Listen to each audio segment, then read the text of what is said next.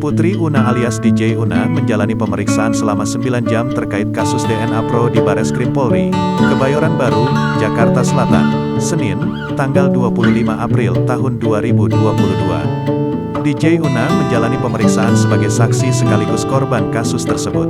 DJ Una pernah diminta menjadi pengisi acara atas undangan DNA Pro hingga kemudian tertarik ikut investasi tersebut.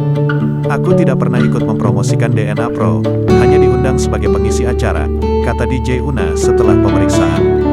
DJ Una menjadi pengisi acara DNA Pro medio Juli tahun 2021. Namun, acara tersebut ditunda karena pandemi.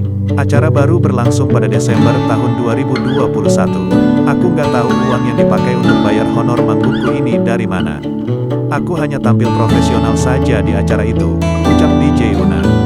Setelah beraksi sebagai disc jockey, DJ Una kemudian ikut investasi DNA Pro sampai 1,5 miliar rupiah setelah dibuatkan akun oleh Hoki Irjana, pemilik DNA Pro. Total uang deposit DJ Una 1,5 miliar rupiah. Uang yang sudah diambil keuntungannya sebesar 623 juta rupiah. Tapi ada 900 rupiah jutaan yang tidak bisa diambil, kata Yafet Rizky, pengacara DJ Una. "Una merugi dan dia tidak pernah mempromosikan DNA Pro," kata Yafet Rizky.